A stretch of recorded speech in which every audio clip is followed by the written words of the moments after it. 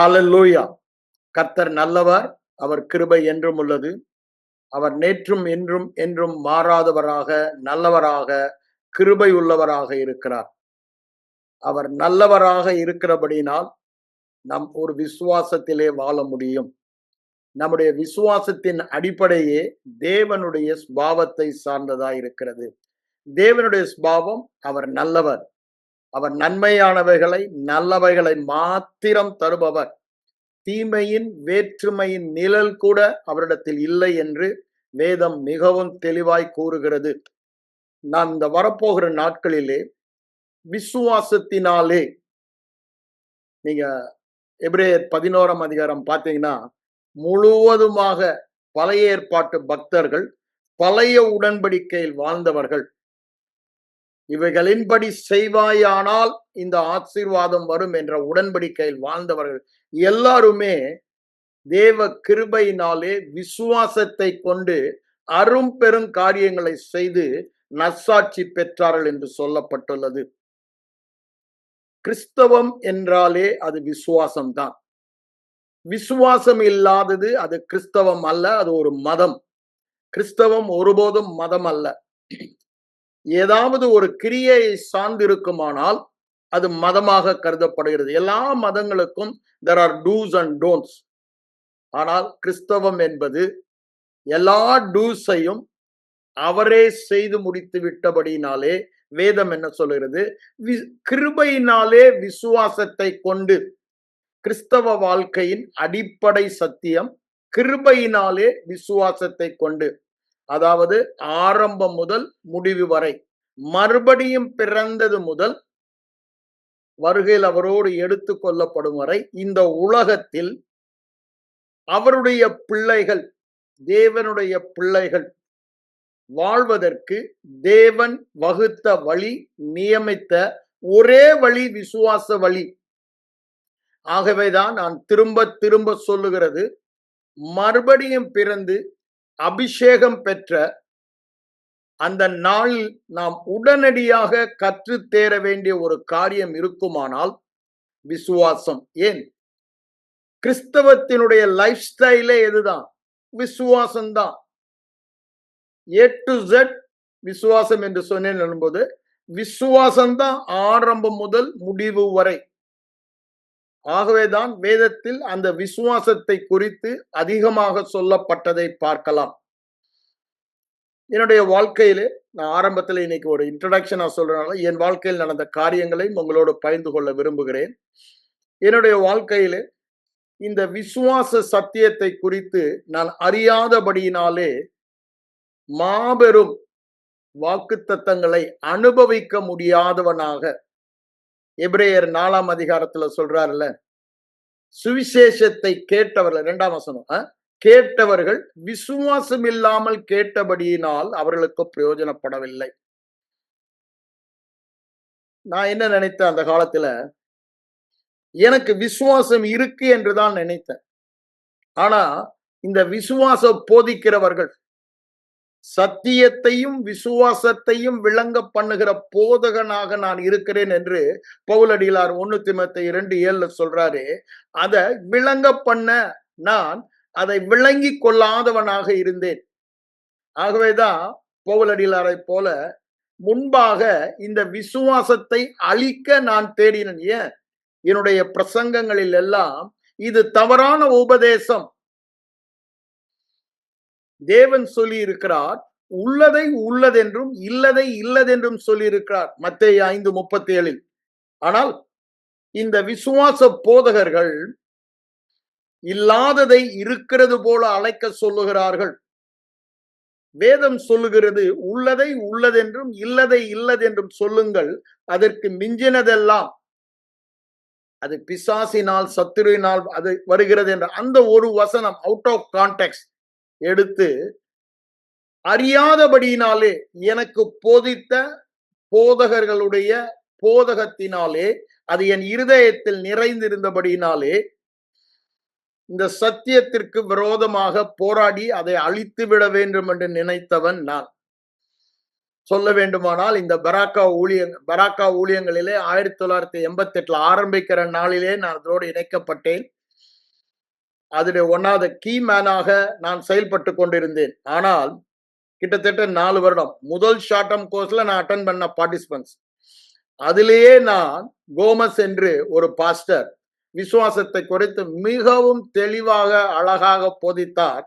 எனக்குள் இருந்த இந்த அறியாமையினால், வேதத்தின் விசுவாசம் என்ன என்று தெரியாத ஒரே காரணத்தினால் அவருக்கு எதிர்த்து அவருடைய செய்தியிலே பாதியிலே அவரை நிறுத்தி, வேதம் இவ்வாறு சொல்லுகிறதே, மத்தேயு 50:37 பாருங்களேன் என்று அதை நான் ஆர்கியூ பண்ணி தடை பண்ணினவன்.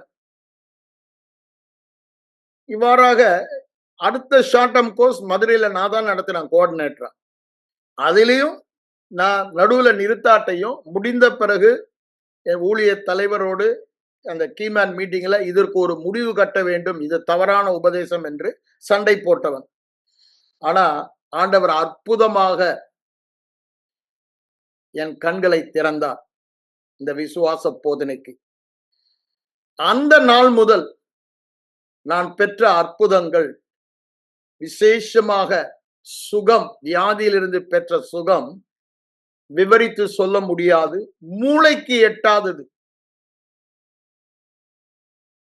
மருத்துவர்களால் மருத்துவத்தால் முடியாது என்று சொன்ன காரியங்களை இந்த விசுவாசம் என்ற ஒரு போதனையை நான் கற்றுக்கொண்டபடியால் அவைகளை ஜெயிக்க, அவைகளை மேற்கொள்ள இன்று வரை அந்த மரணம் என்ற வியாதியை மேற்கொண்டு உயிரோடு வாழத்தக்கதாக உதவினது இந்த போதனை. ஆகவேதான் நான் சொல்லுகிறேன், மறுபடியும் பிறந்த ஒவ்வொருவரும் மறுபடியும் பிறந்த நாளிலே முதலாவது கற்றுத்தேர வேண்டியது இந்த விசுவாசம் என்றால் என்ன, வேதம் கூறும் விசுவாசம் என்ன, அது எப்படி வருகிறது, அதை எப்படி நாம் வளர்த்து கொள்ள வேண்டும். கிறிஸ்தவ வாழ்க்கை விசுவாசத்தில் வாழ்கிற வாழ்க்கை. வேதம் தெளிவாய் சொல்லுகிறது, ஒரு முறை அல்ல 4 முறை மறுபடியும் பிறந்தவன் நீதிமான் என்று வேதம் சொல்லுகிறபடினால, நீதிமான் தன் விசுவாசத்தினால் பிழைப்பான். ஆபகுக் 2:4 சொல்றாரு, ரோமர் 1:17 சொல்லுகிறார், கலாத்தியர் 3:11 சொல்லுகிறார், எபிரேயர் 10:37 அதை சொல்லுவதை நாம் பார்க்கிறோம். என்ன சொல்லுகிறார்? விசுவாசத்தினால் நீதிமான் பிழைப்பான். 4 முறை சொல்ல என்ன? ஏன்? இது மூளை அறிவுக்கு ஒவ்வாததாக இருக்கிறபடினாலே வேதம் திரும்பவுமாக அழுத்தமாக அதை நமக்கு சொல்லுகிறது. மறுபடியும் பிறந்த ஒவ்வொரு நீதிமானும், முதலில் அதை நாம் ஏற்றுக்கொள்ள வேண்டும். மறுபடியும் பிறந்த நாளிலே தேவன் நம்மை யாராக தீர்ப்பிட்டார்? நீதிமான். அவர் நம் பாவத்தை ஏற்றுக்கொண்டு அவருடைய நீதியை நமக்கு தந்தபடியினாலே நம்முடைய கிரியையே இல்லாமல் விசுவாசத்தினாலே நம்மை நீதிமானாக்கினார் என்று ரோமர் நிருபத்தில் 3, 4, 5 அதிகாரங்களில் தெளிவாக அது விவரிக்கப்பட்டுள்ளது. ஆகவே இந்த மறுபடியும் பிறந்த தேவனுடைய பிள்ளை நீதிமான் இந்த உலகத்திலே பரலோக வாழ்க்கையை வாழ தேவன் வைத்த ஒரே வழி விசுவாச வழி. ஆகவேதான் இந்த சத்தியத்தை அறிவதற்கு முன்பாக என் இருதயத்திலே காணப்பட்ட ஏக்கம் எல்லாம், என் இருதயத்தில் காணப்பட்ட ஏக்கம் எல்லாம் என்ன ஏக்கம்? ஏன் ஒரு வித்தியாசம் இல்லை? வேதம் சொல்லுகிறது, தேவ பிள்ளைகளுக்கும் மற்றவர்களுக்கும் வித்தியாசத்தை காண்பிப்பேன். வேதம் சொல்லுகிற சத்தியம், உலகத்தில் உள்ள சகல ஜாதிகளிலும் நீங்கள் மாத்திரம் எனக்கு சொந்த ஜனம், பரிசுத்த ஜனம், ஆசீர்வதிக்கப்பட்டவர்கள், புகழ்ச்சி கீர்த்தி மகிழ்ச்சியிலே சிறந்திருக்க பண்ணுவேன் என்று நிறைய காரியங்கள் வேதத்தில் சொல்வதை பார்க்கிறோம். ஏத்திற்கு வர பண்ணின வியாதியை உனக்கு வர பண்ணேன். எருசலேம் நகர வாசிகள் வியாதியோடு இருப்பதில்லை. அப்பத்தையும் தண்ணீரையும் ஆசீர்வதித்து வியாதியை உன்னை விட்டு விலக்குவேன் என்று சொல்லுகிறார். இவ்வாறு அநேக காரியங்கள் நாம் வேதத்தில் படித்தாலும் நம்முடைய அனுதின வாழ்க்கையிலே பார்க்கும் பொழுது அது எட்டாத கனியாக நம்முடைய வாழ்க்கையில் காண்கிறபடினால என்னில் எப்பொழுதுமே அந்த கேள்வி இருந்தது. நான் நினைத்ததெல்லாம்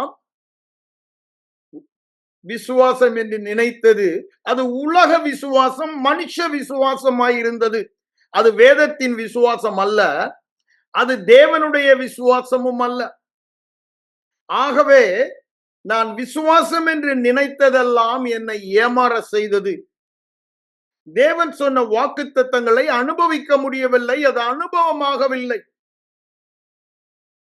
அது நாளடைவிலே என்னுடைய விசுவாசத்தையே பாதித்தது என்று தான் சொல்ல முடியும். நான் எதிர்பார்த்தது நடைபெறவில்லை. ஏட்டு சுரக்கா கறிக்கு உதவாதுன்ற ஒரு எண்ணத்திற்கு வர வேண்டிய நிலைமைக்கு தள்ளப்பட்டேன். அப்படிதானே? இல்லைன்னா சீச்சி இந்த பழம் புளிக்கும் எல்லாம் சிறுவதில் நாம் படித்த கதைகள் தான். அந்த இடத்திலே நான் காணப்பட்டேன். அப்பொழுதுதான் தேவன் இந்த விசுவாசம் என்றால் என்ன என்ற காரியத்தை எனக்கு கற்றுக் கொடுக்க ஆரம்பித்தார். அவர் கிருபையுள்ளவர். அவர் கிருபையினாலே நான் எதிர்த்து நின்ற சத்தியத்தை எனக்கு போதித்து, அன்று முதல் நான் சொல்றது 992 இன்று வரை இந்த சத்தியத்தை பிரதானமாக போதிக்கிறவனாக என்னை மாற்றினார். இதற்கெல்லாம் காரணம் என்னங்க? அவர் கிருபையுள்ளவர், அவர் நல்லவர், ஒருவரையும் கடிந்து கொள்ளாதவர், ஒருவரையும் தள்ளாதவர். அவருடைய இரக்கங்களுக்கு முடிவே இல்லை, கிருபைக்கு எல்லையே இல்லை, அவர் அன்புக்கு எல்லை இல்லை. அப்பேற்பட்ட ஆண்டவர் எனக்கு அதை விளக்கி காட்டினபடியினாலே நான் தொடர்ந்து செய்கிறேன். இந்த போதனையை ஆரம்பித்த நோக்கமும், நான் என் அறியாமையிலே இழந்து போன காரியங்களை மற்றவர்கள் இழக்கக்கூடாது. அவர்கள் ஒவ்வொருவரும் வேதம் சொல்லும் சத்தியத்தின்படி பரலோகத்தில் தேவனுடைய சித்தம் என்னவோ அதை பூலோகத்திலே அவர்கள் வாழ வேண்டும். அப்படித்தானே ஆண்டவர் நமக்கு சொல்லிக் கொடுத்தாரு. பரலோகத்திலும் உடைய சித்தம் செய்வது போல பூமியிலும் செய்யப்படுவதாக. அப்படின்னா என்ன அர்த்தம்? பரலோகத்தில் வியாதி உண்டா? குறைவு உண்டா? பிரச்சனை உண்டா? சமாதானமின்மை உண்டா? தோல்வி உண்டா? ஒன்றுமே இல்லை. அந்த சித்தம் பூமியில் நிறைவேற வேண்டும் என்பதற்காக தான் தம்முடைய ஒரே பேரான குமாரனை தேவன் பூமிக்கு அனுப்பி, முதல் மனிதனாகிய ஆதாம் இழந்து போன அந்த எல்லாவற்றையும் ஏதேன் தோட்டத்தின் அந்த பரிபூரண பரலோக வாழ்க்கையை திரும்பவுமாக நமக்கு பெற்றுக் கொடுத்தார். அவனை அவருடைய சாயலில், நமது சாயலில், நமது ரூபத்தில் சிருஷ்டித்து என்ன சொன்னாரு? பலுகி பெருகி கீழ்ப்படுத்தி ஆண்டு கொள்ளுங்கள் என்று சொன்னார். அப்படின்னா இந்த பூமிக்கு அதிபதியாக வைத்தார். வேறு விதத்தில் சொல்ல வேண்டுமானால் இந்த பூமிக்கு தேவனாக வைத்தார், ஆண்டவராக வைத்தார், பூமியை ஆளுகை செய்கிற ஆண்டவனாக வைத்தார். ஆனால் அவிசுவாசத்தினாலே அவன் அதை இழந்து போனான். அதை இயேசு கிறிஸ்து மானிடனாக வந்து திரும்பவுமாக அதை நமக்கு பெற்றுத்தர அவர் சிலுவைக்கு சென்று, அவர் செலுத்தின கிரயம் சாதாரண கிரயம் அல்ல. ஒரே பேரான குமாரனையே அனுப்பி அவருடைய இரத்தத்தினாலே நமது பாவத்தின் தண்டனை அவர் மேல் சுமத்தினபடியினாலே அவரை நமது பிரதிநிதியாக நம்மேல் இருந்த எல்லா தீமையும், நம்முடைய பாவத்தின் விளைவுகளையும் அவர் மேல் சுமத்தி அவருடைய கீழ்ப்படுதலின் எல்லா விளைவுகளாகிய நன்மைகளை நமக்கு சிலுவை பரிமாற்றத்தால் நமக்கு தந்தார். அதுதான் வேதம் சொல்லும் சத்தியம். அந்த சத்தியம் உண்மையாயிருந்தால் ஏன் என் வாழ்க்கையில் அது காணப்படவில்லை? நான் தேவன் நீதியாய் வாழும்படி அவர் பாவமானார். ஆனால் இன்னும் நான் பாவத்தில் வாழ்கிறேனே, முழு வெற்றி இல்லையே. காரணம் என்ன? விசுவாசத்தினால் நீதிமான் பிழைப்பான். இந்த நீதிமானாக வாழ்வது நம்முடைய முயற்சி அல்ல, நம்முடைய கிரியைகள் அல்ல, விசுவாசம். அதுதான் வேதம் தெளிவாக சொல்லுகிறது. அவர் நமக்காக வியாதியானார். அவர்தாமே நம்முடைய வியாதிகளை ஏற்றுக்கொண்டு அவருடைய தழும்புகளால் நம்மை சுகமாக்கினார். நமக்கு சமாதானத்தை உண்டு பண்ணும், அதாவது சுகத்தை உண்டு பண்ணும் ஆக்கினை அவர் மேல் வந்தது என்றால் நான் எப்படி வியாதியோடு வாழ முடியும்? என் வியாதிகளை எல்லாம் அவர் ஏற்றுக்கொண்ட பிறகு அந்த வியாதி என் மேல் எப்படி காணப்பட முடியும்? இது வேதத்தின் சத்தியத்திற்கு எதிர்மாறாக அல்லவா என்னுடைய வாழ்க்கை காணப்படுகிறது? வேதத்தை பார்க்கும் பொழுது என்ன சொல்லுகிறார்? வேதத்தில் உள்ள சத்தியம் எழுதப்பட்டபடியால் அது நிச்சயமாக நம்முடைய வாழ்க்கையில் நிறைவேறும் என்று சொல்லவில்லை. அங்கு அவர் சொல்லுவதெல்லாம் அதை விசுவாசிக்கிறவனுக்கு நிச்சயமாக நிறைவேறும் என்று சொல்லுகிறது. அந்த விசுவாசமும் நாம் நினைக்கிற மாதிரி மனித விசுவாசம் அல்ல, அது தேவனது வேதத்தின் விசுவாசம் என்று சொல்லுகிறது.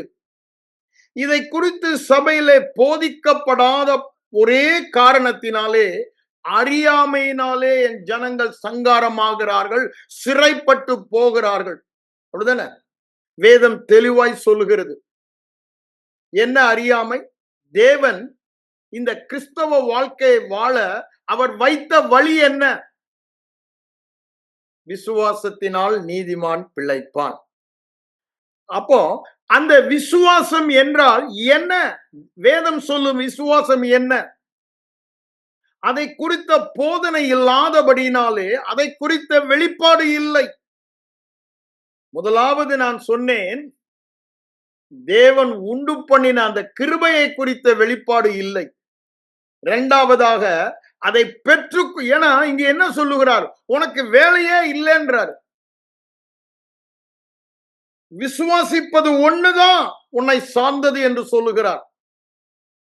ஆனா அவ்வளவு லகுவாக்கி கொடுத்து விட்டார் கிறிஸ்தவ வாழ்க்கையை. ஆனா அதை அனுபவிக்க முடியவில்லை என்றும் சொல்லும் பொழுது நமக்கு வருகிற கேள்வி எல்லாம் ஏனெனிய இந்த வேதம் ஒருபோதும் பொய்யுரையாது என்று எல்லாருமே ஒத்துக்கொள்ள, இது தேவ மனிதர்கள் தேவ ஆவியால் ஏவப்பட்டு எழுதப்பட்ட வார்த்தைகள் என்று எல்லோருக்கும் தெரியும். It's God breath. ஆண்டவருடைய சுவாசமே தேவனுடைய வார்த்தை தான். ஆண்டவருடைய சுவாசத்தினால் தான் ஆதாம் அங்கு ஜீவ ஆத்துமாவானான். அந்த சுவாசத்தினால் தான் நாமும் மறுபடியும் பிறந்தோம். அதெல்லாம் ஒத்துக்கொள்ளுகிறோம். மறுபடியும் பிறந்தது இந்த வார்த்தையினால், அழிந்து போகிற பொன்னினால் அல்ல, வெள்ளியினால் அல்ல, இந்த வார்த்தையின் மேல் உள்ள விசுவாசத்தினால். ஆனால் மற்ற காரியங்களுக்கு வரும் பொழுது நீதியாய் வாழ்வது, பரிசுத்தமாய் வாழ்வது, வெற்றியாய் வாழ்வது, சமாதானமாய் வாழ்வது, வியாதியே இல்லாமல் சுகமாய் ஒரு குறைவு இல்லாத பரிபூரண பரலோக வாழ்க்கை பூமியில் வாழ்வது நம்மை சார்ந்ததாக தவறான எண்ணத்தை விதைத்தபடியினாலே எல்லாருக்கும் இருக்கிற ஒரு தாழ்வு மனப்பான்மை என்ன? I am not holy enough. இது வாக்குத்தத்தங்கள் எல்லாம் உண்மைதான், தேவ வார்த்தை உண்மைதான், அது பொய்யுரையாததுதான். ஆனால் மிஸ்டேக் ஏமேலன் அநேகர் ஏற்றுக்கொண்டார்கள். அந்த குற்ற உணர்வு, தாழ்வு மனப்பான்மை எதற்கு? விசுவாசத்திற்கு எதிரானது. பிசாசு நய வஞ்சகத்தினாலே அதை சபையிலே போதித்து அவன் விதைத்தபடியினாலே ஒருவரும் விசுவாசத்தில் வாழ முடியவில்லை. நான் ஏதோ சொல்ல வருகிறேன், கிருபையை புரிந்து கொள்ளவில்லை. கிருபை என்று சொல்லும் பொழுது இயேசு சிலுவையில் செய்து முடித்தது, மனிதனுடைய செய்கை அங்கு இல்லவே இல்லை. அந்த கிருபையை புரிந்து கொள்ள முடியாதபடியினாலே இந்த அற்புத வாழ்க்கை, தேவனாக பூமியில் வாழ்கிற வாழ்க்கை, பரலோகத்தை பூமியில் வாழ்கிற வாழ்க்கை வாழ முடியவில்லை. ஏன்? அந்த கிருபையை புரிந்தால்தான் விசுவாசம் செயல்படும். கிருபையை புரியாதவரை விசுவாசம் செயல்படாது. வேறு விதத்தில் நான் சொல்ல வேண்டுமானால், இந்த வார்த்தைகளை நான் அனுபவிக்க வேண்டுமானால், இந்த வார்த்தை சொல்லுகிற சுதந்திரங்களை என் வாழ்க்கையில் அனுபவமாக வேண்டுமானால் அது என் கிரியை சார்ந்ததாய் இருந்தால் நிச்சயமாக முடியாது. ஆனால் வேதம் சொல்லுவது அது தேவனுடைய கிரியை. ஒருபோதும் தவறாத தேவனாகிய தேவகுமாரனின் கிரியையாய் இருக்கிறபடியால் நிச்சயமாக என் வாழ்க்கையில் நிறைவேறும் என்று சொல்லுகிறது. நீங்க ரோமர் 4ஆம் அதிகாரம் 16ஆம் வசனத்தை பார்த்தீங்கன்னா என்ன சொல்லுகிறாரு? அது கிருபையா இருக்கிறபடியினாலே விசுவாசத்தினாலே நாம் பெறுவது அதிக நிச்சயம் என்று சொல்லுகிறார். ஒருவேளை என் கிரியை இருந்தால் அந்த நிச்சயம் வராது. அந்த நிச்சயத்தை தான் நாம் விசுவாசம் என்று சொல்லுகிறோம். அது காரணமே கிருபைதான். ஆகவேதான் நான் சொல்றேன், கிருபையை குறித்த அறியாமை. அடுத்தது தேவன் வைத்த வழி விசுவாச வழி. நம்ம எல்லாம் நினைப்பதெல்லாம் வேதத்தில் எழுதப்பட்டபடியினால் அது ஆட்டோமேட்டிக்கா நம்மில் நடக்கும் என்று இல்ல. நாம் அதை விசுவாசிக்க வேண்டும். அததான் அங்க லூக்கா 1ஆம் அதிகாரம் 45 பாத்தீங்கன்னா அவர் என்ன சொல்றாரு? எலிசபெத் அம்மா மரியாதை பார்த்து, விசுவாசித்தவளே பாக்கியவதி, கர்த்தரால் சொல்லப்பட்டவைகள் நிறைவேறும். யாருக்கு நிறைவேறும்? விசுவாசித்தவர்களுக்கு. விசுவாசித்தவர்களுக்கு. அதை யாக்கோபு சொல்லும் பொழுது என்ன சொல்லுகிறார்? யாக்கோபு 1ஆம் அதிகாரம் 6-7 விசுவாசம் இல்லாமல் தேவனிடத்திலிருந்து எதையாவது பெறலாம் என்று நினைக்க கூட கூடாது என்று சொல்லுகிறார். கனவு காணாத என்றார். Without faith it is impossible to receive anything from God என்றார். எபிரேயர் 11:6 சொல்லும் பொழுது அங்க என்ன சொல்றாரு? தேவனை பிரியப்படுத்தவே முடியாது என்று சொல்லுகிறார். அதே ரோமர் 14:23 கடைசி வசனம் என்ன சொல்லுகிறது பாருங்க? விசுவாசத்தினால் வராத யாவுமே பாவம் என்று சொல்லுகிறார். வேதம் முழுவதுமாக இந்த விசுவாசத்தின் முக்கியத்துவத்தை சொல்லுவதை பார்க்கிறோம். ஏன்? இந்த விசுவாசத்தினால் தான் நீதிமான் பிழைப்பான் 4 தடவை சொன்னவர் ஆண்டவராய் நம்ம உலக தோற்றத்திலே பிதாவாகிய தேவன் எல்லாவற்றையும் சிருஷ்டித்தது இந்த விசுவாசத்தினாலே. அப்போ பிதாவை போல பிள்ளைகள் இருக்க வேண்டும். ஏன்? அவருடைய வித்தினாலே அவருடைய சுபாவத்தில் நாம் இருக்கிறோம். அவரை பின்பற்ற வேண்டும். அதுதான் அவருடைய திட்டம். நாம் விசுவாசத்தில் வாழ வேண்டும். ஆண்டவராய் இயேசு கிறிஸ்து சுவிசேஷத்தில் பார்க்கும் பொழுது அவருடைய வாழ்க்கை முழுவதுமாக விசுவாசத்தில் தான் வாழ்ந்தார். அவர் பேசினது விசுவாசம், அவர் பார்த்தது விசுவாசம், அவர் சிந்தித்தது விசுவாசம். என்ன விசுவாசம்? தேவனுடைய வார்த்தையின் மேல் உள்ள விசுவாசம். not a blind faith. விசுவாசம் எப்பொழுதும் குருட்டு விசுவாசம் அல்ல. எந்த பொருளின் மேல் விசுவாசத்தை வைக்கிறோமோ அந்த பொருள் நமக்கு அந்த காரியத்தை நடப்பிக்கிறது. Faith is a response to what we place our faith. விசுவாசத்தை எதன் மீது வைக்கிறோமோ அது நமக்கு காரியத்தை நடப்பிக்கிறது. உலகத்திலேயே மகா பெரிய வல்லமை எதுங்க? தேவனுடைய வார்த்தை. எபிரேயர் 1ஆம் அதிகாரம் 3ஆம் வசனம் சொல்லுகிறது, வல்லமையுள்ள வார்த்தையினால் உலகத்தை தாங்குகிறார். எபிரேயர் 11:3 சொல்லும் பொழுது சகலவற்றையும் வார்த்தையினால் அவர் சிருஷ்டித்தார். அப்ப பாருங்க, வல்லமையுள்ள வார்த்தை. வார்த்தையின் வல்லமை என்று அவர் சொல்லவில்லை. அவர் வார்த்தையில வல்லமை இருக்குதே, அப்படிதானே? வார்த்தையில சுகம் இருக்கு அப்படி சொல்லல. வல்லமை, தேவனுடைய வல்லமையே வார்த்தையில் தான் இருக்கிறது என்று சொல்லுகிறதை பார்க்கிறோம். அந்த வல்லமையுள்ள வார்த்தை தான் சிருஷ்டித்தது. அந்த வல்லமையுள்ள வார்த்தை தான் இன்று வரை உலகத்தை தாங்கிக் கொண்டு இருக்கிறது என்று சொல்லுகிறார். அப்போ அதன் மேலே ஒருவன் விசுவாசம் வைத்தால் அந்த வார்த்தையின் வல்லமை அவிழ்க்கப்படுகிறதே. அதுதான் அற்புத வாழ்க்கை. அதனாலதான் ரோமர் 1ஆம் அதிகாரம் 16ஆம் வசனத்திலே பவுலடிகளார் சொல்லுகிறார், கிறிஸ்துவின் சுவிசேஷத்தை குறித்து நான் வெட்கப்படேன். முன்பு யூதரிலும் கிரேக்கரிலும் சொல்லிட்டு என்ன சொல்றாரு? விசுவாசிக்கிறவன் எவனோ, ரொம்ப ஓப்பன் செக், விசுவாசிக்கிறவன் எவனோ அவன் ரட்சிக்கப்படுவதற்கு தேவ பலனாய், வல்லமை, இங்கிலீஷ்ல காட்ஸ் பவர் அன்டு சால்வேஷன், தேவனுடைய வல்லமையாய் இருக்கிறது. அப்போ வல்லமை சுவிசேஷத்தில் இருக்கிறது, தேவ வார்த்தையில் இருக்கிறது. அந்த சுவிசேஷத்தின் மேல், தேவ வார்த்தையின் மேல் விசுவாசம் வைக்கும் பொழுது அந்த வல்லமை நமக்கு வெளிப்படுகிறது என்று அவர் அங்கு சொல்லுகிறார். எதற்கு? பரலோகத்தை பூமியில் வாழ, தேவ குமாரர் குமாரத்திகளாக கிறிஸ்துவாக, கிறிஸ்துவை உலகத்திற்கு வெளி காட்டுபவர்களாக வாழ அங்கு நாம் சொல்லப்பட்டதை நாம் பார்க்கிறோம். விசுவாசம் என்றால் தேவ வார்த்தையில் வைக்கிற விசுவாசம். ஆண்டவராய் இயேசு கிறிஸ்துவுடைய வாழ்க்கையில் அதை பார்க்கிறோம். எல்லாமே அவர் ஒவ்வொரு அற்புதங்களையும் எடுத்து பாருங்கள்.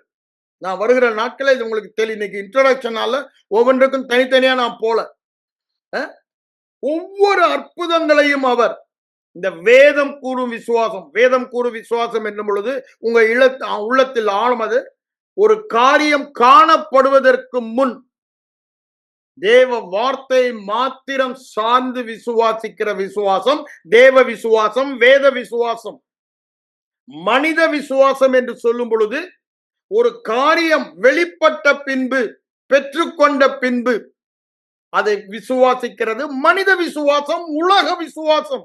அததான் தோமா கிட்ட சொல்றாரு. யோவான் 20:25 அவன் சொல்றான், தோமா என் கைய போட்டு பார்க்கணும், என் கண்களினால பார்க்கணும், அப்பதான் விசுவாசிப்பேன்றாரு. 27 ஆண்டவர் வந்து அவனுக்கு தரிசனமான என்ன சொல்றாரு? அவிசுவாசமாய் இராமல் விசுவாசம் உள்ளவனாயிரு. அவன் விசுவாசிக்கிறான், ஆண்டவரேன்றான். எப்போ? பார்த்த பிறகு. அதை ஆண்டவர் என்ன சொல்லுகிறார்? 27 வசனத்துல அவிசுவாசம் என்று சொல்லுகிறார். அதை சொல்லிட்டு தான் 29 என்ன சொல்றாரு?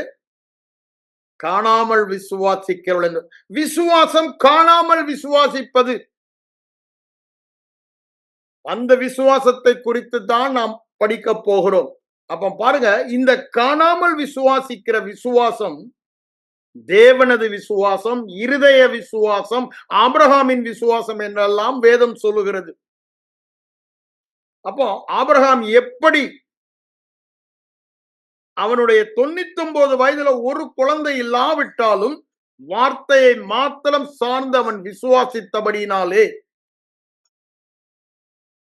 அவன் நீதிமானாக்கப்பட்டான், வாக்குத்தத்தங்களை சுதந்தரித்தான். இன்று கடலின் மணலத்தனையாக, வானத்தின் நட்சத்திரமாக அவன் சந்ததி பூமி முழுவதும் இருப்பதை பார்க்கிறோம்.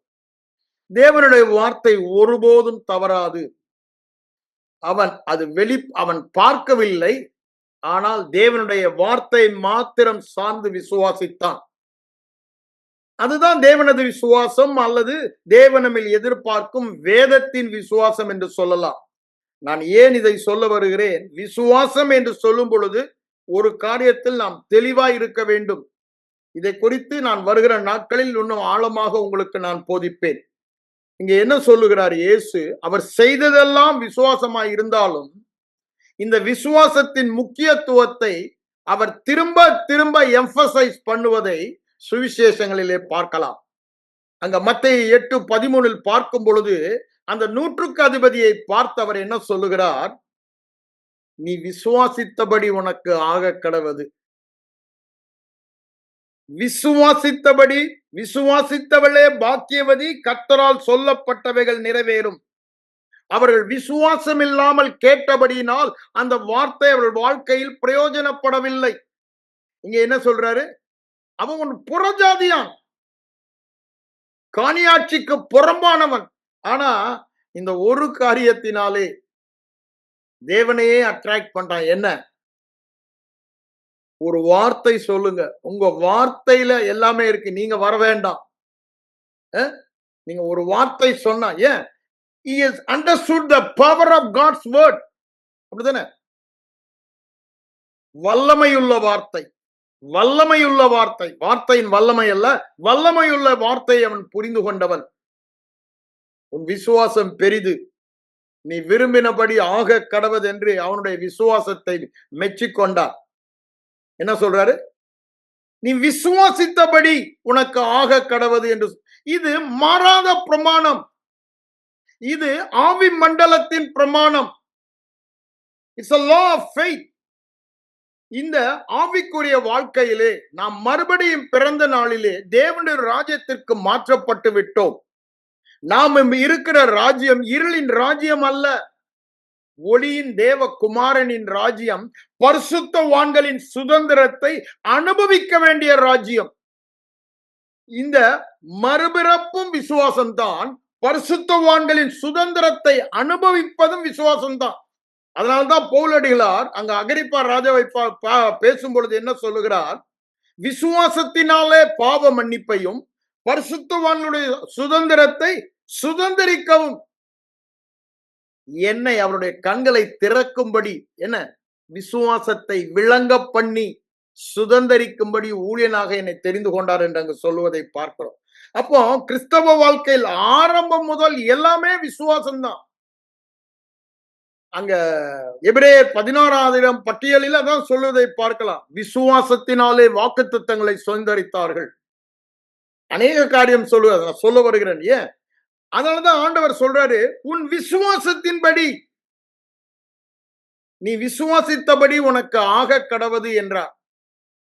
அதே அடுத்த அதிகாரம் 9:29 வரும்போது பாருங்க, அங்கு 2 குருடர்கள் வருகிறார்கள் ஆண்டவருக்கு பின்னாடியே இறங்கும் என்று. அப்போ ஆண்டவர் உங்களுக்கு நான் என்ன செய்யணும் அவங்க சொல்றா, நாங்க குருடப்பா. அப்ப ஆண்டவர் என்ன, என்னால் செய்ய முடியும் என்பதை விசுவாசிக்கிறீர்களான்னு கேட்கும் பொழுது விசுவாசிக்கிறோம் என்று சொல்றாங்க. அப்ப ஆண்டவர் என்ன சொல்றாரு? உங்கள் விசுவாசத்தின்படி உங்களுக்கு ஆக கடவுதுன்றார். இது மாறாத பிரமாணங்க. நீங்கள் நீதிமான் என்று விசுவாசித்தால் நீதிமானாக வாழ்வீர்கள். நீங்கள் சுகமானவர்களாக இருதயத்தில் விசுவாசித்தால் சுகமானவர்களாக வாழ்வீர்கள். நான் எல்லாவற்றிலும் எப்பொழுதும் வெற்றி சிறக்கிறவன் என்று விசுவாசித்தால் அப்படி வாழ்வீர்கள். ஒரு மனிதன் தன்னுடைய இருதயத்திலே தன்னை பற்றி எதை விசுவாசிக்கிறானோ அப்படிதான் வாழ்வான். அதுதான் நீதிமொழிகள் 23:7 சொல்லுவதை நாம் பார்க்கிறோம். அதனாலதான் ஆண்டவர் என்ன சொல்றாரு? உன் விசுவாசத்தின்படி உனக்கு ஆக கடவது. 100க்கு அதிபதிட்டையும் சொல்றாரு, அந்த 2 குருடர்களையும் சொல்றாரு. அதே அந்த 9ஆம் அதிகாரம் 22ல அந்த பெரும்பாலுள்ள ஸ்திரீ விசுவாசத்தினால் அவரை தொட்டு சுகத்தை பெற்ற பொழுது அவர் என்ன சொல்றாரு? ஸ்திரீயே, உன் விசுவாசம் உன்னை ரட்சித்தது, உன் விசுவாசம் உன்னை சுகமாக்கினது. நல்லா புரிந்து கொள்ள வேண்டும். விசுவாசத்தில் வல்லமை இல்ல. திரும்பவும் சொல்லிடுறேன், எந்த பொருளின் மேல் விசுவாசம் வைத்தார்களோ, அந்த அம்மா வச்சதெல்லாம் எதுல?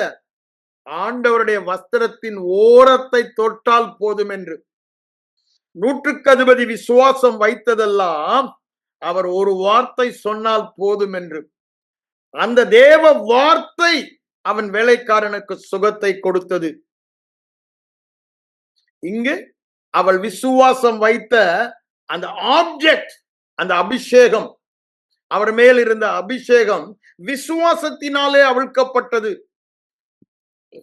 லூக்கா 5ஆம் அதிகாரத்துல பாத்தீங்கன்னா, அவர் ஒரு நாள் போதித்துக் கொண்டிருந்தார். தேவ வல்லமை குணமாக்கத்தக்கதாக வெளியாக்கப்பட்டது. 4 பேர் ஒரு ஆளை கூட்டிட்டு வந்து உள்ள போக முடியாம வீட்டின் கூரையை பிரித்து இறக்குறாங்க. அவர் விசுவாசத்தை அவர் பார்த்தார். அந்த ஒருவன் மாத்திரம் அங்கு சுகமானதை சொல்லப்பட்டது. அங்கு வேத பாரகர், பரிசேயர், all religious leaders were sitting and hearing it. None of them. ஒருவருக்கும் செய்ய விசுவாசம்தான் காரியத்தை நடப்பிக்கும் என்று வேதம் தெளிவாய் சொல்லுகிறது. அதே மார்க் 5:6 பாத்தீங்கன்னா, நாசரேத்து ஊர்ல ஆண்டவர் ஆச்சரியப்பட்டாரா என்ன? அவர்கள் அவிசுவாசத்தை கண்டு. ஏன்? விசுவாசி என்பவன் விசுவாசத்தில் வாழ வேண்டிய it's a nature of a son of God. மறுபடியும் பிறந்த தேவ குமாரனுடைய சுபாவம் தேவனுடைய சுபாவம். அந்த தேவ சுபாவத்தில் வாழ வேண்டியவன். ஆனா அவங்க என்ன? அவிசுவாசமாய் இருந்தபடியால் அவர்கள் அவிசுவாசத்தை கொண்டு ஆச்சரியப்பட்டு அங்கு அவரால் ஒரு அற்புதமும் செய்ய he could not do. புரியுதாங்க? அவரால் முடியலையா? அவர் போன இடமெல்லாம் எல்லாரையும் சுகமாக்கினார் என்று கிட்டத்தட்ட 17-19 தடவை வேதத்தில் சொல்வதை பார்க்கலாம். ஆனா இந்த இடத்தில் சொல்லும் பொழுது நாசரேத்து ஊர்ல அவர்கள் அவிசுவாசத்தின் நிமித்தம் அவரால் முடியவில்லை. சின்ன அற்புதம், சும்மா தலைவலி காய்ச்சல் மாதிரி 2-3 பண்ணினார் தான் ரெக்கார்ட் ஆயிருக்கு. ஆனா கனசரத்தூர் பாருங்க, அவர்கள் அறிந்தபடினாலே விசுவாசத்தினாலே எல்லாரும் சுகமானார்கள் என்று அங்கு சொல்வதை பார்க்கலாம். மத்தேயு 13 முடியும் பொழுது ஒருவரும் சுகமாகல நாசரேத்துல. 14 முடியும் பொழுது கனசரத்துல எல்லாரும். காரணம் என்ன? விசுவாசம். ஆண்டவர் என்ன சொல்றாரு? உன் விசுவாசத்தின்படி உனக்கு ஆக கடவது. அந்த பெரும்பாடுள்ள ஸ்திரீக்கு என்ன சொன்னார்? உன் விசுவாசம் உன்னை சுகமாக்கினது, என்னுடைய வல்லமை அல்லன்றார். ஆனா உண்மை என்ன? தேவ வல்லமைதான். அந்த விசுவாசம் சுகத்தை இழுத்தது. அந்த கூரையை பிச்சிட்டு இறக்குனாங்களே திமிர்வாதக்காரனுக்கு சுகம் என்ன? விசுவாசம். மற்ற யாருக்கும் கிடைக்கல. இந்த கிரௌட்ல பெரும்பாடுள்ள ஸ்திரீ போகும்பொழுது அவள் ஒருத்தி தான் சுகமானதாக ரெக்கார்ட் பண்ணப்பட்ட. ஏன்? விசுவாசம். அநேகர் நெருக்குனாங்க, அந்த வல்லமையை தொட்டாங்க. வல்லமை இருந்தது, அபிஷேகம் இருந்தது, சுகம் பெறவில்லை. சுகம் பெறவில்லை. அவ ஒருத்தி தான். அதுதான் சொல்ல. அதே தான் பாருங்க, 10 குஷ்ரோகி வரான் லூக்கா 17. ஆண்டவர் என்ன சொல்றாரு? அவர் விசுவாச வீரர். விசுவாசத்துல சொல்றாரு, போய் ஆசாரியனை காமின்னு. அவங்களும் விசுவாசத்துல போறாங்க. ஏன்? போகும் பொழுது சுகம் ஒன்றுமே இல்லை. அவர் சொன்ன அவருடைய வார்த்தையை சார்ந்து அவர் போகிறாங்க. அதுல ஒருத்தன் திரும்பி வரான் சுகமானதை கண்டு நன்றி சொல்ல. அவனை பார்த்து ஆண்டவர் என்ன சொல்றாரு? அத 17, 18 என்ன சொல்றாரு? 18ஆம் வசனத்துல, உன் விசுவாசம் உன்னை சுகமாக்கினது என்று சொல்லுகிறார். உன் விசுவாசம் உன்னை சுகமாக்கனா, நீ சமாதானத்தோட போ, பரிபூர்ண சுகமுள்ளவனாய் போ என்று அவனுக்கு சொல்வதை பார்க்கிறோம். அதுதான் அடுத்த அதிகாரத்துல பர்த்திலேமேயு குருடன் 18:42 என்ன சொல்றாரு? உன் விசுவாசம் உன்னை ரட்சித்தது என்று சொல்லுகிறார். இது வேதத்தில் மாறாத பிரமாணம் என்பதை இயேசுடைய வாயிலிருந்தே நாம் கேட்கிறோம். அதனாலதான் நான் சொல்றேன், விசுவாசத்தின் முக்கியத்துவத்தை நாம் முதலில் புரிந்து கொள்ள வேண்டும். வேத வசனம் சொல்லும் பொழுது விசுவாசத்தை என்ன சொல்லுகிறது? விசேஷமானது என்று சொல்லுகிறார். மத்தேயு எழுதின சுவிசேஷத்தில் அவர் சொல்வதை பார்க்கலாம். தசமமாக காணிக்கை அதெல்லாம் சொல்லும் பொழுது நீங்க அதெல்லாம் பிடிச்சிட்டீங்க. விசேஷமான விசுவாசம் இரக்கத்தை எல்லாம் விசேஷமானது என்று சொல்லுகிறார். 23, 23 அங்க. அதே இது நீங்க பார்க்கும் பொழுது பேதுரு என்ன சொல்றாரு? உங்கள் விசுவாசம் பொன் வெள்ளியை விட விலையேற பெற்றது. It's a great treasure. உலகத்துல ஒண்ணுமே இல்லை. இந்த விசுவாசத்தை மாத்திரம் வேதத்தின் அடிப்படையில் நான் வளர்த்து கொண்டால் பரலோகத்தை பூமியில் வாழ்வது நிச்சயம். ஏதேன் தோட்ட வாழ்க்கையை நமக்கு திரும்ப பெற்று தந்து விட்டார். நாம் அந்த வாழ்க்கையை வாழ்வதற்கு தேவையெல்லாம் ஒன்றே ஒன்று விசுவாசம் தான். அதனால்தான் சொல்றாரு, உன் விசுவாசத்தின்படி, உன் விசுவாசம் உன்னை ரட்சித்தது. அது மாத்திரமா அவர் சொன்னாரு. விசுவாசத்தின் முக்கியத்தை சொல்லும் பொழுது விசுவாசிக்கிறவனுக்கு எல்லாம் கூடும் என்று சொல்லுகிறார்.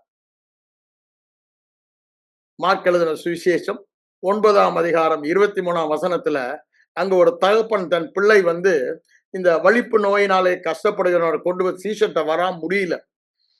அப்போ ஆண்டவரிடத்தை சொல்லும் பொழுது, நீர் எதாயிலும் செய்யக்கூடுமானால், நீங்க இரக்கமுள்ளவர், நீங்க நல்லவர், நீங்க அன்புள்ளவர், எப்படியா உங்க இரக்கத்தினால ஏதாவது செய்யுங்கன்னு கேட்கும் போது ஆண்டவர் என்ன சொல்றாரு? கரெக்ட்பா, நீ விசுவாசிக்க கூடுமானால், நீ விசுவாசிக்க கூடுமானால் எல்லாம் ஆகும் என்று சொல்லுகிறார். நம்ப முடியுதாங்க? நம்ப முடியுதாங்க? நம்ம பார்த்த ஆண்டவர் இன்னைக்கு சொல்றாரு, சந்தர் சிங், நீ விசுவாசித்தா உனக்கு எல்லாம் ஆகும்னா என்ன ஆண்டவர? உங்களுக்கு தான் எல்லாம் ஆகும் நாங்க கத்திருக்கோம் பைபிள்ல, என்ன பார்த்து சொல்றீங்களேன்னு ஆண்டவர் என்ன சொல்றாரு? நீ என் புள்ளடா, ஏன் வித்து, ஏன் நேச்சர், ஏன் சுபாவம் உனக்கு இருக்கு விசுவாசம். அந்த விசுவாசத்தை நீ அறிந்து கொண்டாயானால், என்னுடைய விசுவாசம் உனக்கு இருக்கிறது, என் சுபாவம் உனக்கு இருக்கிறது அப்படி நீ தெரிந்து கொண்டாயானால், விளங்கி கொண்டாயானால், அந்த உறுதியில் இருப்பாயானால் உன்னால் கூடாதது ஒன்றுமில்லை என்று சொல்லுகிறார். வேதம் என்ன சொல்லுகிறது? தேவனால் கூடாதது ஒன்றுமில்லை.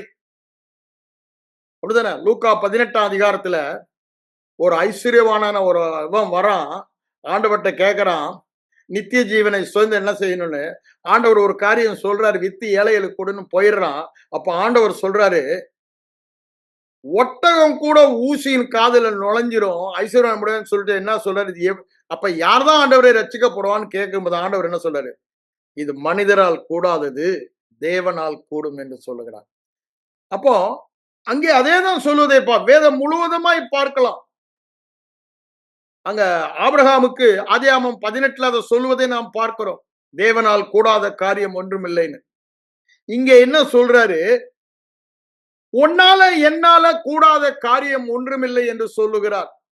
ஒரே ஒண்ணுதான் கேட்கிறாரு, என்ன? விசுவாசம் மாத்திரம் இருந்தாப்போ. அப்படின்னா என்னங்க? விசுவாசம் தான் நம்மை தேவர்களாக பூமியில் வாழ வைக்கிறது. நாம் தேவர்கள் தான், இல்லைன்னு சொல்ல வரல. ஏன்? அவருடைய வித்தினாலே பிறந்தவர்கள். அவருக்கு லிட்டில் லோயர், அவரை விட சிறியவர்கள். அவர் கடவுள், அப்படிதானே? அவருடைய லெப்டினன்ஸ் மாதிரி நம்ம எல்லாமே, அப்படிதானே? தேவர்கள், அவர் தேவன். அவர் தேவன் ஒருமை, அவர் ஒருவரே தேவன், ஒருவரே. நம்ம எல்லாம் அதனாலதான் என்ன சொல்றாரு? யோவான் 10:34-35 வாசிங்கன்னா அதான் அங்க சொல்றாரு. உங்க வேதத்தில் யாரு? தேவ வசனத்தை ஏற்றுக்கொண்ட விசுவாசிப்பவர்கள். தேவன் சொன்னால் சொன்னதுதான் அப்படியே விசுவாசிக்கிறவர்கள் தேவர்களாக வாழ்வார்கள். பவுலுடைய வாழ்க்கையில பார்க்கிறோம். அவர் அவ்வாறு வாழ்ந்தபடினால லிஸ்திரா பட்டணத்தில் என்ன சொல்றாங்க? தேவர்கள் மனுஷர் ரூபத்தில் வந்து இருக்கிறார்கள். அப்போஸ்தலர் 14:11 எடுத்து பாருங்க, சொல்வதை பார்க்கிறோம். அது தேவனுடைய திட்டம். அவருடைய சாயலில் அவருடைய ரூபத்தில் நம்மை உருவாக்கி இருக்கிறார். புது சிருஷ்டி அவர் இருக்கிற வண்ணமாகவே இருக்கிறோம் என்று வேதம் சொல்லுகிறது. புது சிருஷ்டிக்கு எல்லாமே கிறிஸ்து தான். 1 கொரிந்தியர் 1:30 நம்ம அதை பார்க்கிறோம். அவரே நமக்கு நீதியானார், அவரோடு இணைக்கப்பட்ட ஒரே காரணத்தினால. அதனாலதான் இங்க என்ன சொல்றாரு? நீ விசுவாசிக்க கூடுமானால் ஏதாவது செய்யுங்கன்னு கேட்கிறா. ஆண்டவர் சொல்றாரு, நீ இன்னைக்கு நமக்கு அதுதான். நீங்க விசுவாசிக்க கூடுமானால் உங்களால் எல்லாம் கூடும். தேவனால் எல்லாம் கூடும் என்று வேதம் சொல்லுகிறது. இங்க என்ன சொல்றாரு? விசுவாசிக்கிறவனுக்கு எல்லாம் கூடும் என்று சொல்லுகிறார். அதனால்தான் பவுலடிகளார் சொல்லுகிறார் பிலிப்பியர் 4:13 என்னை பலப்படுத்துகிற கிறிஸ்துவினாலே எல்லாவற்றையும் செய்ய எனக்கு ஒண்ணுமே மிஸ் ஆகலங்க. எல்லாவற்றையும் செய்ய எனக்கு பலன் என்றார். எல்லா இடங்களிலும் எப்பொழுதும் என்னை வெற்றி சிறக்க பண்ணுகிறார். அவருடைய வாசனையை வீச பண்ணுகிறார். 2 கொரிந்தியர் 2:14 அது சொல்வதை நம்ம பார்க்கிறோம். முற்றும் ஜெயம் கொள்கிறவர்கள் என்று சொல்லுகிறார். காரணம் என்னங்க? விசுவாசம். அந்த விசுவாசம் நம்மை தேவனோடு இணைக்கிற பாலமாக இருக்கிறது. அல்லது சொல்ல வேண்டுமானால் தேவனாக வாழ்கிற ஒரு பாலம் விசுவாசம். எது மேல? திரும்பவும் சொல்றேன், வார்த்தை, வல்லமையுள்ள வார்த்தை. விசுவாசம் தன்னில் தானே ஒன்றும் செய்ய முடியாது. அது எந்த பொருள் மேல் வைக்கிறதோ அந்த பொருள் அதுக்கு காரியத்தை, அதுதான் விசுவாசம். இந்த சேர்ல நான் உட்கார்ந்து இருக்கேன்னா எனக்கு அந்த விசுவாசம் இருக்கு, நான் கீழே உழ மாட்டேன், நல்லா ஸ்ட்ராங் சேர்னு. அதுதான் விசுவாசம். ஓட்ட சேர்ல போய் உட்கார்ந்துட்டு என் விசுவாசம் உடைஞ்சுதான் உழும். என் விசுவாசம் ஸ்ட்ராங் சேர்ல இருக்கனால ஸ்ட்ராங்கா உட்கார்ந்து இருக்கேன். அதேதான் அங்க strong object is the word of God. வல்லமையுள்ள வார்த்தை, வல்லமையுள்ள வார்த்தை, ஒருபோதும் தவறாத வார்த்தை. அதுதான் இங்க என்ன சொல்றாரு? நீ விசுவாசிக்க கூடுமானால் எல்லாம் ஆகும் என்று சொல்லுகிறார். மனிதனை தேவனாக வாழ வைப்பது விசுவாசம். அதேதான் மத்தேயு 17:20 என்ன சொல்றாரு பாருங்க. கடுகு விதை அளவு உங்களுக்கு விசுவாசம் இருக்குமானால் இந்த மலையை பார்த்து பெயர்ந்து போ என்று சொன்னபடி ஆகும் சொல்லிட்டு என்ன சொல்றாரு? உங்களால் கூடாத காரியம் ஒன்றும் இராது என்று சொல்லுகிறார். Nothing impossible for you. Can you imagine it? நான் சொல்லலங்க, தேவகுமாரனாகிய இயேசு சொல்லுகிறார். Nothing. Nothing means nothing. ஒன்றும் உங்களால் கூடாதது ஒன்றும் இராது. தேவையெல்லாம் விசுவாசம் என்று சொல்லுகிறார். தேவனால் கூடாதது ஒன்றுமில்லை என்று சொல்லுகிறார். லூக்கா 1:37 பாத்தீங்கன்னா இது எப்படி ஆகும் என்று மரியாள் அம்மா கேட்கும் போது அங்க தேவதூதன் என்ன சொல்றாரு? தேவனால் எல்லாம் கூடும் என்று சொல்லுகிறார். தேவனால் கூடாதது ஒன்றுமில்லை என்று சொல்லுகிறார். இங்க அததான் சொல்றார். யார குறித்து? விசுவாசி. அப்போ தேவனுடைய இடத்திலே நம்மை வாழ வைப்பது அந்த விசுவாசம் ஒண்ணுதான். அது அது இல்லாதனாலதான் எல்லா பிரச்சனையுமே. கிறிஸ்தவ வாழ்க்கையின் தோல்விக்கெல்லாம் காரணம் விசுவாசம் இல்லாமை. அததான் அங்க என்ன சொல்றாரு பாருங்க, இன்னொரு இடத்துல மார்க் 11:23 நீ சொன்னபடியே ஆகும் என்று சொல்லுகிறார். சந்தேகப்படாமல் இருதயத்தில் விசுவாசத்தை நீ சொன்னால் நீ சொன்னபடியே ஆகும் என்று சொல்லுகிறார். என்னங்க இது? அதேதான் மத்தேயு 21:21 சொல்லுவதை பார்க்கிறோம். நீ சொன்னபடியே ஆகும் என்று அங்கு சொல்லுகிறார். லூக்கா 17:6 என்ன சொல்லுகிறார்? இந்த காட்டத்தி மரத்தை பார்த்து, விசுவாசம் கடுகு விதலை இருந்தா போதும், அது உனக்கு கீழ்ப்படியும் என்று சொல்லுகிறார். யாருக்குங்க கீழ்ப்படியும்? வேதவசனம் என்ன சொல்லுகிறது? சங்கீதம் 33:9 படித்தனா அவர் சொல்ல ஆகும். இங்க என்ன சொல்றாரு? விசுவாசித்து நீ சொன்னால் சொன்னபடி ஆகும். என்னங்க இது? தேவனை நமக்கு சமமாக, தேவனுக்கு சமமாக இந்த பூமியின் தேவனாக, பூமியின் அதிபதியாக ஆளுகை செய்ய நமக்கு அந்த அதிகாரத்தை தந்து விட்டார். அததான் சொல்றாரு, நீ சொல்ல ஆகும். நீ சொன்னா அது உனக்கு கீழ்ப்படியும். நீ சொன்னபடியே ஆகும். அங்க மத்தேயு 17:20 சொல்றாரு, 21:21 சொல்றாரு, மார்க் 11:23 சொல்றாரு, லூக்கா 17:6 சொல்றாரு. ஆனா இங்க சங்கீதம் பழைய ஏற்பாடுல அவர் சொல்ல ஆகும், அவர் சொல்ல ஆகும். இப்போ நானும் நீங்களும் சொல்றது ஆகுன்றாரு. ஒன்னே ஒண்ணுதான், ஒன்னே ஒண்ணுதான். 30 நாள் உபவாசம், 40 நாள் உபவாசம், ஜெபம் ஒண்ணுமே சொல்லலங்க. ஒரு பாவம் செய்யாதவனா இருக்கணும், தப்பு தண்டம் சொல்லல. உன்னை நீ பரிசுத்தம் பண்ணி கொள்ளணும் சொல்லல. ஒன்னே ஒண்ணுதான் சொல்றாரு, விசுவாசம். அதான் சொல்றேன், விசுவாசத்தின் முக்கியத்துவத்தை நாம் புரிந்து கொள்ள வேண்டும். நான் அதெல்லாம் உங்களுக்கு செய்யறதுக்கு லைசன்ஸ் கொடுத்துட்டான்னு சொல்ல வரல. இது இருந்தா அதெல்லாம் ஆட்டோமேட்டிக்கா போயிடும். விசேஷமானதை நீங்க பிடிச்சிட்டீங்கன்னா இந்த secondary things automatically it will follow என்றார். விசேஷமான விசுவாசத்தை பிடித்தீங்கடா, அப்ப ஆட்டோமேட்டிக்கா காணிக்க, தசமாகம், ஜபம், வேத வாசிப்பு, தேவனோட எல்லாமே விசுவாசத்தினாலதான். விசுவாசம் இல்லாம தசம பாகம் காணிக்க கொடுத்தாலும் சாபம் தான். ஏன்? அது கிரியை. ஆண்டவர்கிட்ட விசுவாசமா செய்யறது தான். நீங்க ஆராதனை பண்ணாலும் ஜபம் பண்ணாலும் விசுவாசம் இல்லாமல் செய்த எந்த காரியமா இருந்தாலும் பாவம் என்றுதான் வேதம் சொல்லுகிறது. விசுவாசம் ஒன்றுதான். வந்து சீஷல் கேட்கிறாங்க, அங்க யோவான் 6:29 39 நினைக்கிறேன். அங்க என்ன சொல்றாரு? இயேசு கிறிஸ்துவை விசுவாசிப்பதே தேவனுக்கு ஏற்ற கிரியை என்று சொல்லுகிறார். வேதம் முழுவதுமாய் அந்த விசுவாசத்தின் முக்கியத்துவத்தை ஆண்டவருடைய வாயின் வார்த்தையில் இருந்து பார்க்கலாம். சுவிசேஷம் முழுவதுமா படிச்சு பாருங்க. இந்த விசுவாசத்தின் முக்கியத்துவத்தை திரும்ப திரும்ப இயேசு சொல்லி கொண்டு வருகிறார்.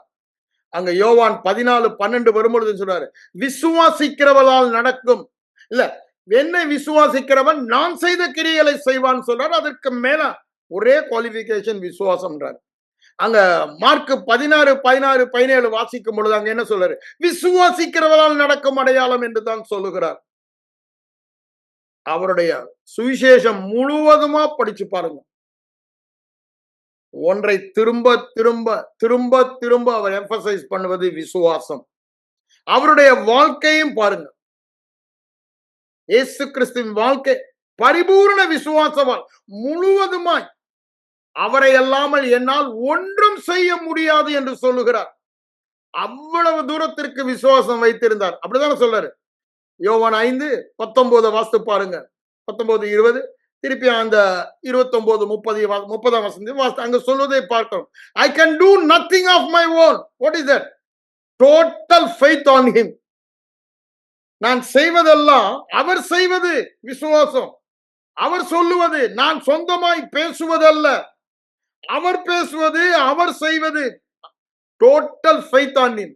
அவருடைய வாழ்க்கை 5 அப்பம் 2 மீன், விசுவாசம். 7 அப்பம் 7 கொடையை மீதி எடுக்கிறாங்களே, விசுவாசம். எல்லாமே பாருங்க.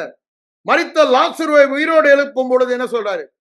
அவனை உயிரோடு எழுப்ப போகிறேன்றாரு 11:11. அங்க 11:40 வரும்போது என்ன சொல்றாரு? நீ விசுவாசித்தால் தேவனுடைய மகிமையை காண்பாய் என்று சொல்லுகிறார். இன்னைக்கு நம்மை பார்த்ததான் சொல்றாரு. If you can believe, you'll see the glory of God. If you can believe, all things are possible. இயேசுவானவர் விசுவாசத்தின் முக்கியத்துவத்தை வாழ்ந்து காண்பித்தார். விசுவாசத்தில் அதை திரும்ப திரும்ப சொல்லுவதை நாம் பார்க்கிறோம். சுவிசேஷம் முழுவதுமா பார்க்கலாம். சில காரியங்களை தான் நான் உங்களுக்கு எடுத்து காண்பித்தேன். சுவிசேஷத்தில் மாத்திரமா? அப்போஸ்தலர் நடபடி புத்தகத்திலும் பாருங்க. ரட்சிக்கப்படுத்தி நாங்க என்ன செய்யணுமான்னு கேட்கும் போது அவனுக்கு ஜெயிலருக்கு என்ன சொல்றான்? நீ விசுவாசி. No other condition. எல்லாமே விசுவாசத்தினால் இருதயம் பரிசுத்தமாக்கப்படுகிறது. விசுவாசத்தினால் நீதி எல்லாம் அப்போஸ்தலர் நிருபங்களுக்கு வாங்க. பவுலடிகளார் சொல்லுவது எல்லாமே அதுதான். நாம் தரிசித்து நடப்பவர்கள் அல்ல, விசுவாசித்து நடப்பவர்கள். அதுதான் அவர் அங்க சொல்வதை பார்க்கிறோம். நாம் விசுவாசத்திலே நடக்கிறோம். நாம் விசுவாசத்திலே நிலை நிற்கிறோம். விசுவாசத்திலே பேசுகிறோம். விசுவாசத்தின் ஆகையால் பேசுகிறேன். அங்க 2 கொரிந்தியர் 2 கடைசி வசனம் 24 விசுவாசத்தில் நிலை நிற்கிறோம். அதே 1 கொரிந்தியர் 13 பாத்தீங்கன்னா முடியும் போது கடைசி அட்வைஸ் சொல்றாரு, விசுவாசத்திலே நிலைத்திருங்கள். விசுவாசம் தான் திரும்ப திரும்ப சொல்வதை பார்க்கலாம். நிருபங்கள் கலாத்தியர் 3ஆம் அதிகாரம் பாருங்க, முழுசா விசுவாசத்தினால் பருகிற காரியங்களை சொல்வதை பார்க்கிறோம். உங்க வாழ்க்கையில அற்புதம் வேண்டுமானால் ஆவியானவர் விசுவாச கேள்வியினாலே என்று சொல்லுகிறார். கலாத்தியர் 3:5 நிறைய இருக்கு, நான் அதை ஒண்ணு சொல்லுகிறேன். எல்லாமே நாம் சுதந்திரிப்பது விசுவாசம் என்று அங்கு சொல்வதை பார்க்கிறோம். அந்த 3ல எல்லாமே விசுவாசம் என்று சொல்வதை வேதம் முழுவதுமா பவுல் மட்டுமா சொன்னாரு? யாக்கோபும் சொல்றாரு, விசுவாசம் இல்லாமல் பெற முடியாது. விசுவாசம் உள்ள ஜெபம் பிணியாலை குணமாக்கன்றாரு. பேதுருவும் சொல்றாரு, விசுவாசத்தில் உறுதியாய் இருந்தவனுக்கு எதிர்த்து நில்லுங்கன்றார். யோவானும் சொல்றாரு. அப்போ யோவான் என்ன சொல்றாரு? உங்கள் விசுவாசமே உலகத்தை ஜெயிக்கிற ஜெயம். நீங்கள் தேவனால் பிறந்து உலகத்தை ஜெயித்தவர்கள். ஏன்? உங்கள் விசுவாசம். தேவனால் பிறந்தவனுக்கு தேவ விசுவாசம் இருக்கிறது. தேவ விசுவாசம் ஒரு காரியத்தை பெரும் முன்பாக பெற்றுக்கொண்டதாக விசுவாசிக்கும். உங்க எல்லா ஜபத்துக்கும் பதில் உண்டுன்றாருல மார்க் 11:24. என்ன ஜபம்? விசுவாசம் உள்ள ஜபம். விசுவாசம் இருந்தா நீங்க அப்படின்னா என்ன? அங்க என்ன சொல்றாரு? நீ ஜெபிக்கும் பொழுதே பெற்று கொண்டோம் என்று விசுவாசிங்கள் என்று சொல்லுகிறார். அந்த விசுவாசம் உறுதி நிச்சயம் தான். நிச்சயமா அது நடக்கும். நான் இன்று தைரியமாக உங்களோடு இதை சொல்லுகிறேன் என்றால், இந்த விசுவாசத்தை என் வாழ்க்கையில அபியாசப்படுத்தி நான் சுகத்தை பெற்றவன். என் மனைவிக்கு வியாதி வரும் பொழுது 6 வருஷம் கொடுத்தாங்க, கேன்சர் வியாதிக்கு, வித் கீமோ ரேடியோ தெரப்பி. ஆனா ஒரு கீமோ இல்ல, ஒரு ரேடியோ இல்ல, இந்த வேத வசனத்தின் மேல் உள்ள விசுவாசத்தினாலே சுகத்தை பெற்றோம். ஒன்று மட்டும் நன்றா தெரிந்து கொள்ள வேண்டும், தேவன் தேவ பிள்ளைகளுக்கு வைத்த வழி விசுவாச வழி. இன்னும் வரங்கள் வரங்கள் வரங்கள் பின்னால போனீங்கன்னா நீங்க போற இடத்துலதான் பாருங்க, வரங்கள் 100 பேர்ல சுகமாக்காம 4-5 பேரை சுகமாக்குறத நம்ம பார்க்கலாம். What about the 96? ஆனா வசனத்தின் மேல் உள்ள விசுவாசம் 100% for all and it is perfect. வரத்தினால் வந்த சுகம் திரும்ப வரும். விசுவாசத்தினால் வந்த சுகத்தை அந்த விசுவாசத்தில் உறுதியா இருக்கிறபடினால திருடவே முடியாது.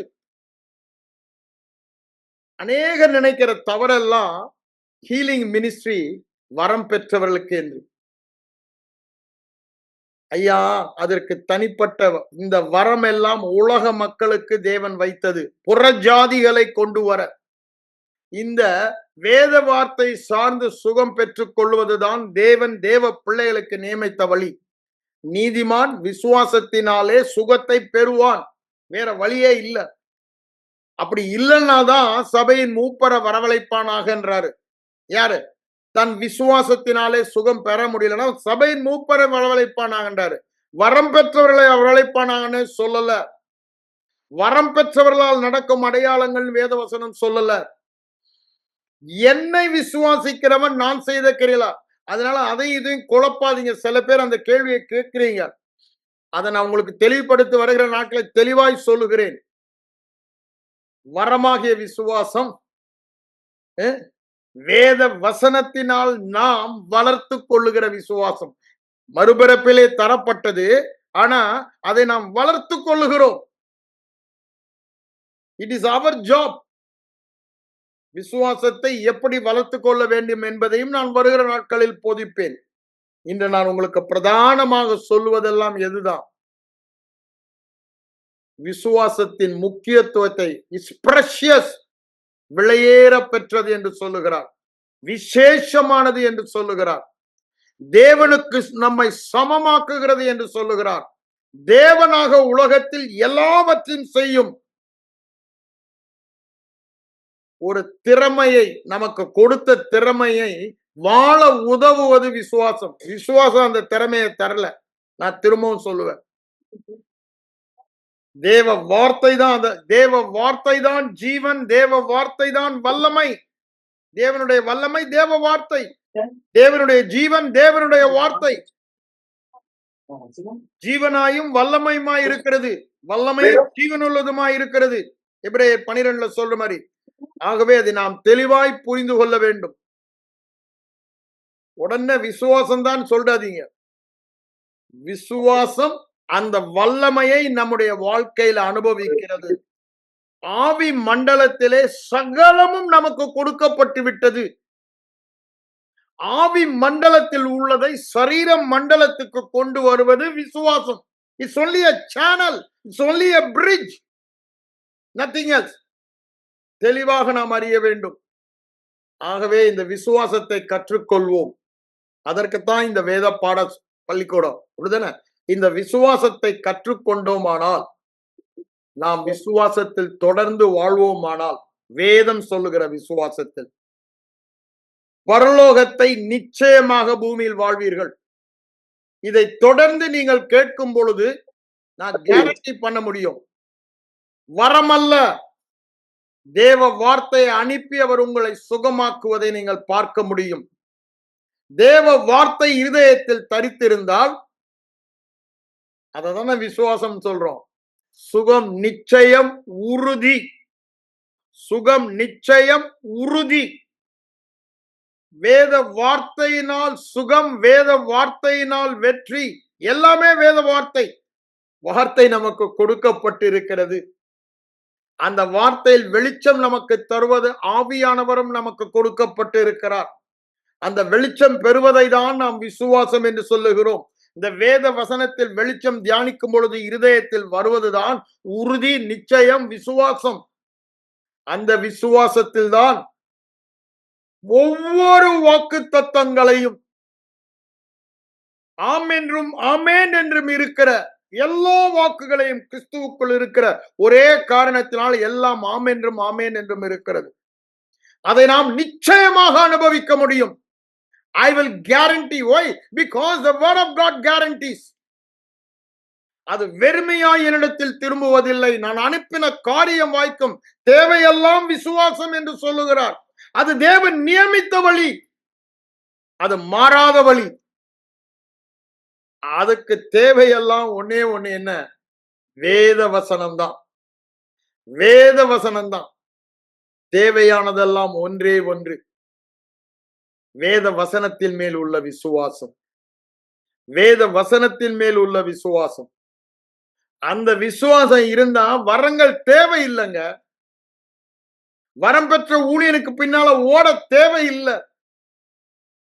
அதிக உறுதியான தீர்க்க தரிசன வார்த்தை இருக்கும் பொழுது என்னங்க வேணும்? அதன் மேல உள்ள விசுவாசம் போதும். மகா மேன்மையும் அருமையுமான வார்த்தை. வார்த்தை பலன் கொண்டு எல்லாவற்றையுமே மேற்கொள்ளும் என்று சொல்லுகிறது. ஆனா அந்த வார்த்தை மேற்கொள்வதற்கு அதன் மேல நீங்களும் நானும் விசுவாசம் வைக்க வேண்டும். அததான் வேதம் திரும்ப திரும்ப சொல்லுகிறது. ஆகவே நன்றாக புரிந்து கொள்ளுவோம். இந்த விசுவாசத்தை நாம் கற்று தேர வேண்டும். It is not automatic. அதனாலதான் சொல்றாரு பாருங்க பவுல் 1 தீமோத்தேயு 2:6 என்ன சொல்றாரு, 6-7 அதை வாசித்து பாருங்க. என்ன சொல்லு, விசுவாசத்தையும் சத்தியத்தையும் விளங்க பண்ணுகிற போதகன் என்று சொல்லுகிறார். அங்க கொலைசேர் 1:6 என்ன சொல்றாரு, எப்பா பிராவினாலே கற்று தெரிந்து கொண்டீங்க. கற்று தேரணுங்க.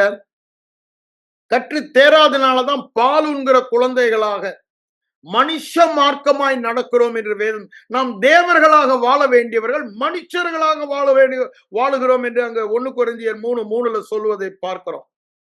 விசுவாசத்தை கற்றுக்கொள்ளுவோம், விசுவாசத்தில் வாழுவோம், பரலோகத்தை பூமியில் வாழுவோம், தேவ சாயலை மனிதர்கள் தேவ ரூபத்தில் வந்திருக்கிறார்கள் என்று சொல்லுகிற இடத்திற்கு வருவோம். கர்த்தர் தாமே உங்களை ஆசீர்வதிப்பார். கண்களை மூடி ஜெபிப்போம். எங்கள் அன்பின் பரலோக பிதாவே, இந்த நாளின் இரவு வேளைக்காக உம்மை நன்றியோடு உம்மை ஸ்தோத்திரிக்கிறேன் ஆண்டவரே. ஆண்டவரே, இந்த விசுவாசத்தின் முக்கியத்துவத்தை குறித்து நீர் எங்களோடு பேசினீங்க ஆண்டவரே. ஆண்டவரே, நாங்க வேதத்துல இன்னும் அநேக காரியங்கள் விசுவாசத்தை குறித்து நீங்க சொல்றீங்க. ஏன்னா நீங்க சொல்லுவதெல்லாம் இந்த பரலோக ராஜ்யத்தின் பிரமாணம், அது விசுவாச பிரமாணம் என்று சொல்லுறீங்க ஆண்டவரே.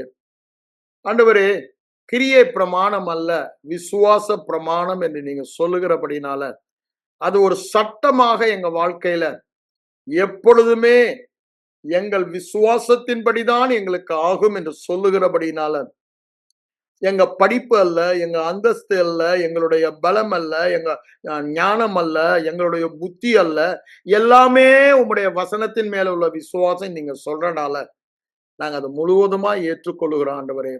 அது சுகமா இருந்தாலும், அது செழிப்பா இருந்தாலும், பரிசுத்த வாழ்க்கையா இருந்தாலும், செய்வதெல்லாம் வாய்க்கிற வாழ்க்கையா இருந்தாலும், நாங்க சொன்னபடி சுகமடைகிற காரியமாய் இருந்தாலும், எங்க ஜெபத்துக்கெல்லாம் பதில் கொடுக்கிற காரியமாய் இருந்தாலும், எல்லாமே விசுவாசம் சொல்றீங்க ஆண்டவரே.